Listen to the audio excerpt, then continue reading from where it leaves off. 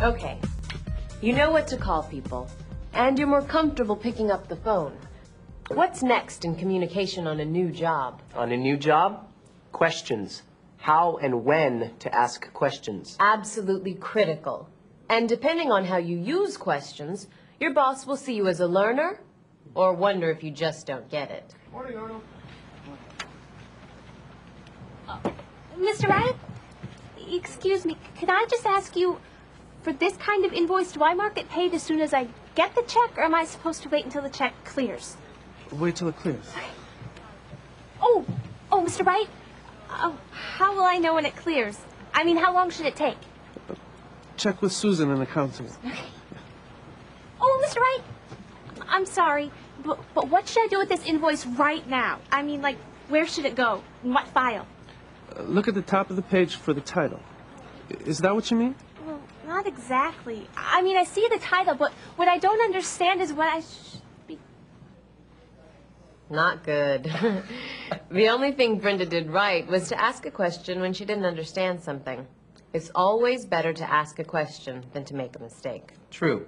Brenda asked the first question, and that was okay. People expect questions from new employees. Yes, but then she realized there was another part to the question, so she had to ask again. And then she realized she still didn't have the whole story, so she had to... Well, you heard it. And then she didn't organize that last question, so she couldn't even communicate clearly what she wanted to know. So here are some things to remember about asking questions. Save your questions until you're sure you've thought of everything you need to know. It's a good idea to write those things down so you'll word your question clearly. I rehearse. What? I rehearse. Sometimes to myself, sometimes in front of the mirror at home or in the ladies' room at work. When I'm sure I've got the question straight, I go after the answers. Oh, and I always repeat the answer out loud in my own words to make sure I understood it correctly. It really helps. Okay, let's try Brenda's questions again. Oh, Mr. Wright, can I see you for a minute? There are a couple of things here I don't quite understand. Why don't you come to my office? Great.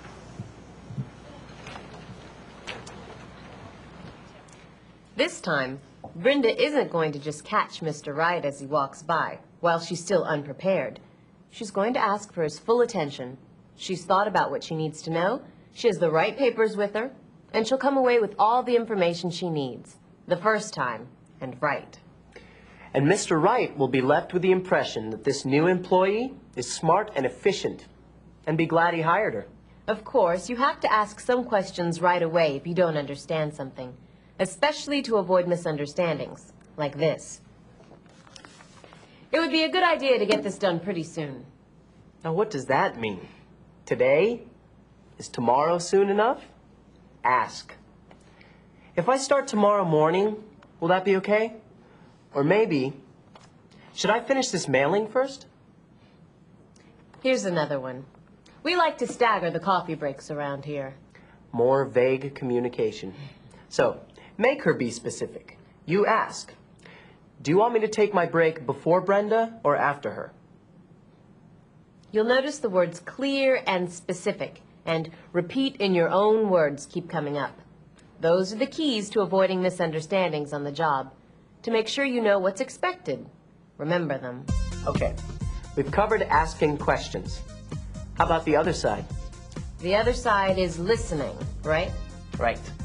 Knowing how to listen can be just as important on the job as knowing how to talk. Let's watch Brenda and John for a minute. She's talking, he's listening. Doing a good job, too. Look at John's body language. He's alert and attentive, not fidgeting or distracted. He's making eye contact, but not staring. He nods or says, uh-huh, to show he's following. Now Brenda's finished. John lets her know he understood by putting the main part of her comments into his own words. Okay, then. I'll come half an hour early tomorrow for work, get the job started, unless I hear from you before the end of this afternoon. John was doing what's called active listening. Look alert, make eye contact, nod or say uh-huh to let the speaker know you're paying attention. Don't interrupt until they're finished, and then put their main thought into your own words so you both know that you understand what was said. Now stop the videotape and practice what we've been talking about.